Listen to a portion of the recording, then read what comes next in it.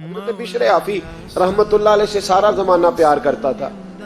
Baghdad کا ایک تاجر کہتا ہے مجھے نہیں بابا اچھا لگتا تھا۔ ہمارا اپنا اپنا ذہن ہے نا، ہم کہتے ہیں میں نے جدھر ساری دنیا جا رہی ہے وہاں نہیں جانا، کہتے ہیں کہ وہ بابا مجھے نہیں اچھا لگتا تھا، حالانکہ سارا بغداد عزت کرتا۔ کیوں نہیں اچھا لگتا تھا؟ کہتے ہیں اس لیے کہ بابا نہ صرف فرض مسجد میں پڑھتا تھا، باقی نماز گھر جا کے۔ تو میں کہتا تھا اتنا ولی ہے تو باقی بھی مسجد میں پڑھے۔ کہتے ایک دن میں نے کہا جسوسی کرنی ہے اس کی، جو کہ اسلام میں منع ہے۔ کہتے ہیں حضرت بشر آفی رحمتullah علیہ نے جمعے کے فرض پڑھے، فرض پڑھ کے نکل گئے دوڑ کے۔ فرماتے ہیں میں پیچھے ہو گیا، میں نے کہا میں نے سنتیں چھوڑ دی ہیں پر اس کا پتہ کرنا ہے، سنت نفل بعد میں پڑھوں گا۔ کہتے ہیں حضرت بشر آفی جلدی سے نا ایک کباب والی دکان پہ گئے، وہاں سے کباب خریدے، اور میں نے کہا بوڑھے کی عمر دیکھو اور اس کے ذائقے دیکھو، اس عمر میں بھی کباب کھائے گا۔ اوئے ہوئے، مولوی کو روٹی نے ستایا تھا، اس لیے سنت اور نفل چھوڑ آیا ہے۔ کہتے ہیں تھوڑا سا وہ آگے بڑھے تو نان بھائی کی دکان سے نا نان خریدے۔ میں نے کہا دیکھو یار، دیکھو اس کے ذائقے، گرم نان کھائے گا۔ بہت سارے لوگ بغداد میں رات کی روٹی کھاتے پر یہ گرم کھاتا ہے۔ کہتے ہیں حضرت وہ نان اور کباب لے کے نا جنگل کی طرف مڑے تو میرے دل میں خیال آیا یار بڑا ہی اس آدمی کا عجیب ذہن ہے، یہ اب سبزے پہ بیٹھ کے یہاں موج کرے گا، کھائے پیے گا، اور سنت نفل چھوڑ دی، اللہ ہزاروں مرید ہیں۔ کہتے ہیں حضرت جنگل میں داخل ہوئے، تھوڑا سا سفر کیا تو کچی آبادی آ گئی۔ کچی آبادی، ایک کچے مکان کی ٹوٹا ہوا دروازہ، باہر سے کنڈی لگی۔ بغداد کے ننگے پاؤں چلنے والے ہزاروں مریدوں کے اس پیر نے کنڈی کھولی، اندر گئے، ایک فالج زدہ بابا جی بیٹھے۔ کہتے ہیں حضرت بشر آفی نے اپنی ایک پگڑی کھولی اور اس آدمی کے منہ سے پانی نکل رہا تھا، رال ٹپک رہی تھی۔ کہتے پہلے اپنی پگڑی سے منہ صاف کیا، پھر پیالے سے پانی ڈال کے منہ دھویا، پھر حضرت اس کے ٹانگوں پہ کپڑا ڈال کے روٹی کا لقمہ توڑ کے اس کے منہ میں ڈال کے کہنے لگے بابا ناراض نہ ہونا، جمعے والے دن مجھے دیر ہو جاتی ہے، ابھی تو میں نے سنت اور نفل بھی پڑھنے ہیں، ناراض نہ ہونا، مجھے دیر ہو جاتی ہے۔ کہتے ہیں وہ بابا رو پڑا اور کہنے لگا بشر یار 14 سال ہو گئے تو روز آتا ہے، 14 سال، یہ ایک صدی کا قصہ ہے، 2-4 برس کی بات نہیں، 14 سال سے تو روز آتا ہے، میں پتہ نہیں کب تک لاش بنے پڑا رہوں گا، تو کب تک آئے گا؟ حضرت بشر آفی نے بابے کے یہاں سے پوچھ کے کہا بابا فکر نہ کر، آج کے بعد یہ جملہ نہ کہنا کہ تو میرے لیے بوجھ ہے۔ فرمایا لوگ سمجھتے ہیں کہ میں نے عبادت کر کے مقام پایا ہے، لوگ سمجھتے ہیں میں نوافل زیادہ پڑھتا ہوں، دنیا جانتی ہے کہ میری رات کی تسبیح زیادہ مضبوط ہے، پر میں ان میں سے کوئی بات بھی نہیں، میں تو تیری نوکری کرتا ہوں تو اللہ نے میری عزتوں میں اضافہ فرما دیا ہے۔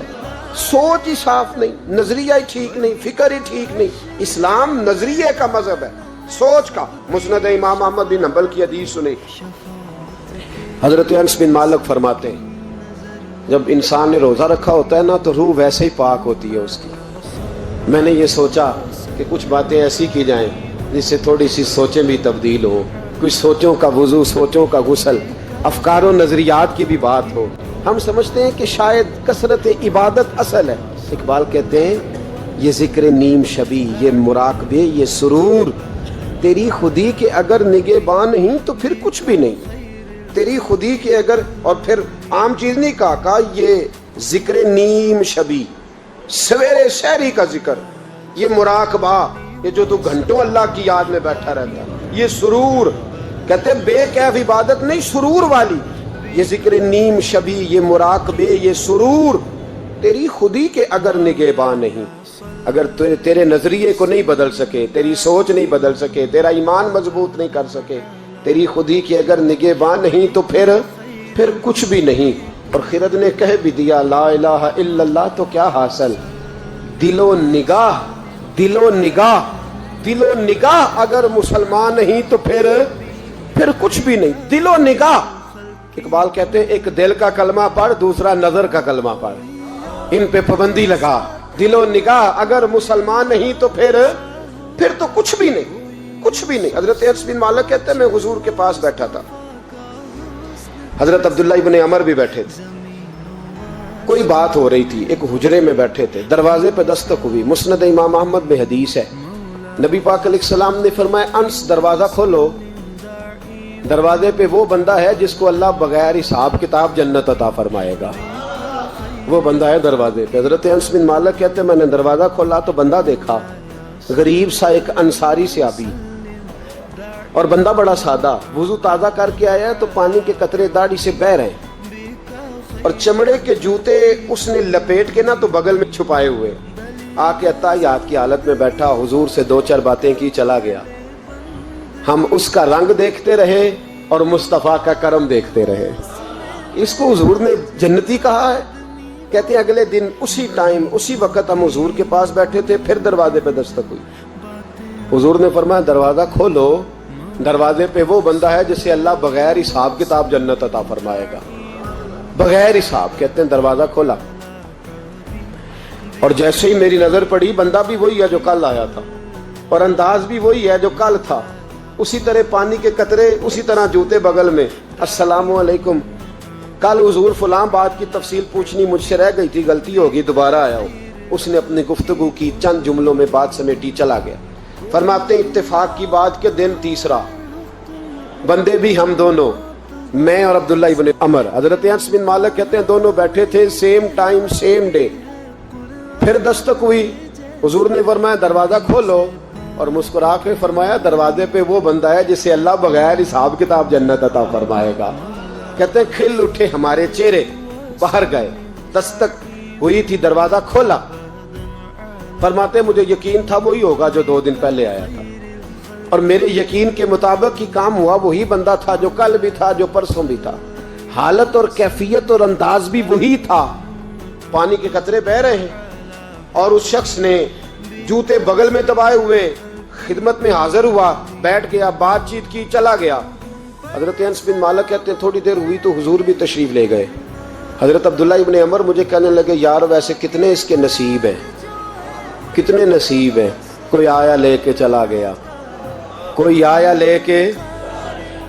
لے کے چلا گیا، کوئی عمر بھر بھی نہ پا سکا، میرے مولا تجھ سے گلا نہیں، یہ تو اپنا اپنا نصیب ہے، یہ تو اپنا اپنا، اور نہ کسی کے حال پہ طنز کر، نہ کسی کے غم کا مذاق اڑا، وہ جسے چاہے جیسے نواز دے، یہ مزاج لطف رسول ہے صلی اللہ تعالی علیہ وسلم۔ کہتے ہیں ہم لوگ گفتگو کرنے لگے، عبداللہ ابن عمر مجھ سے کہنے لگے یار ویسے پتہ کرنا چاہیے یہ کون سا عمل کرتا ہے، پتہ کرنا، جیسے ہم نہیں پتہ کرتے کہ یہ بندہ بڑا چمک گیا، پتہ کرو کون سا کاروبار کرتا ہے، ذرا اس کی جاسوسی تو کرو۔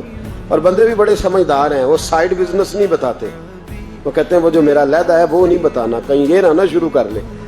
حالانکہ انسان کے پاس جو خوبی، جو اللہ نے اسے دولت دینی ہوتی ہے، وہ اپنا اپنا نصیب ہوتا ہے، وہ گھر میں بیٹھے بھی اللہ عطا کر دے۔ وہ کہتے ہیں کہ پتہ کرو کیا عمل کرتا ہے، تو حضرت عبداللہ ابن عمر کہتے ہیں میں اس کے پیچھے ہو گیا، اس سے سلام لی، تو میں نے کہا مجھے 2-3 دن کے لیے مہمان بنا لو گے، مان نہ مان میں تیرا مہمان، 2-3 دن کے لیے مہمان بنا لو گے؟ تو کہتے ہیں مجھ سے کہنے لگا کوئی گھر میں جھگڑا ہو گیا، کیونکہ پڑوس میں تو تمہارا قریب ہی تو تمہارا گھر ہے، میرے مہمان بننے کو کچھ جھگڑا ہے؟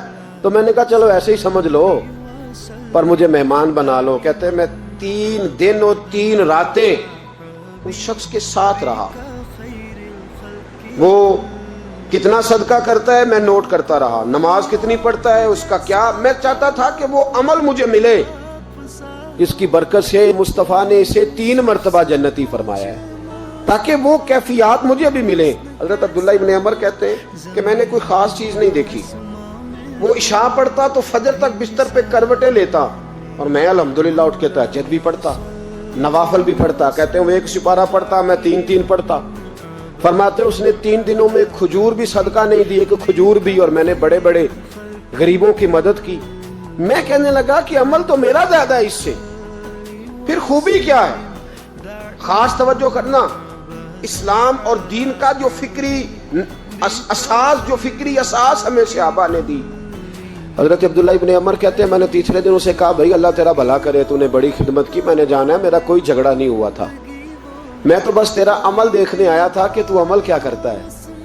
تو وہ صحابی کہتے ہیں مجھے کہنے لگے یار تو میرا عمل دیکھنے آیا تھا، مجھے بتا تو صحیح کیا نے، اور کیوں دیکھنے آیا میرا عمل، تجھے کیا ضرورت پڑی میری جاسوسی کی؟ تو کہتے ہیں مجھ سے جب اس نے سوال کیا تو میں نے اس کو کہا بھائی تو 3 دن آیا نا ہم بیٹھے ہوئے تھے؟ کہا ہاں میں آتا رہا ہوں۔ کہا 3 دن نبی پاک نے فرمایا اللہ تجھے بغیر حساب کتاب جنت عطا فرمائے گا۔ تو میں چاہتا تھا کہ میں ذرا جاسوسی کروں، ذرا دیکھوں، کھوج لگاؤں کون سا ایسا عمل ہے، آپ بھی ذرا دھیان دیجئے گا، کون سا ایسا عمل ہے، حالانکہ تو عشاء پڑھتا ہے اور اٹھ کے فجر پڑھتا ہے، میں تہجد بھی پڑھتا ہوں، تیرا سپارہ 1 ہے میرے 3 ہے، کون سا ایسا عمل ہے جس کے سبب تجھے جنت ملے گی؟ کہتے ہیں وہ صحابی کہنے لگے یار کوئی ایسا عمل نہیں، کوئی شے نہیں، میں اس قابل ہی نہیں، من نانم کے من دانم، جو میں ہوں مجھے پتا ہے۔ کہا پھر کوئی بات تو ہوگی، تیری مہربانی بتا دے، میں نے 3 دن 3 راتیں محنت کی ہیں، بتا دے۔ کہتے ہیں وہ کہنے لگے اگر تجھے بتاؤں نا تو پھر سن، میں جب رات کو سوتا ہوں تو اپنے دل پہ نظر ڈالتا ہوں، اور سویرے جب اٹھتا ہوں تو پھر اپنے دل پہ نظر ڈالتا ہوں، موبائل پہ نہیں، کنجی پہ نہیں کہ چابیاں کدھر ہیں، بٹوے پہ نہیں، میں رات کو سوتے ہوئے بھی اپنے دل پہ نظر ڈالتا ہوں، سویرے اٹھتے ہوئے بھی میں سب سے پہلے اپنے دل پہ نظر ڈالتا ہوں۔ فرماتے ہیں الحمدللہ میرے دل میں کسی کا حسد نہیں ہے، کسی کے بارے میں کوئی کینہ نہیں ہے، کوئی کسی کے بارے میں میل نہیں، میں اللہ کے ہر بندے کے بارے میں سوچ، نظریہ، فکر اچھی رکھتا ہوں۔ اور فرمایا میں تیرے بارے میں بھی عبداللہ یہی سوچتا ہوں کہ تو مجھ سے زیادہ نیک ہے۔ الحمدللہ اس وقت بھی میرا ذہن یہ ہے کہ انس بن مالک مجھ سے زیادہ پرہیزگار ہے، اس وقت بھی میری سوچ یہ ہے کہ محبوب کے سب صحابہ میں سب سے کمزور میں ہی ہوں۔ نبی عبداللہ ابن عمر کہتے ہیں میں نے اس کا ہاتھ چوما، میں نے کہا سمجھ آ گئی ہے، تیرا نظریہ، تیری سوچ پکی اور سچی مسلمان ہے، تو دل اور روح کا مسلمان ہے، تو نظر اور روح کا مسلمان ہے۔ یہ سبب ہے کہ اللہ کے رسول نے زمین پر چلتے ہوئے بھی تجھے 3 دفعہ جنت کی بشارت عطا فرما دی۔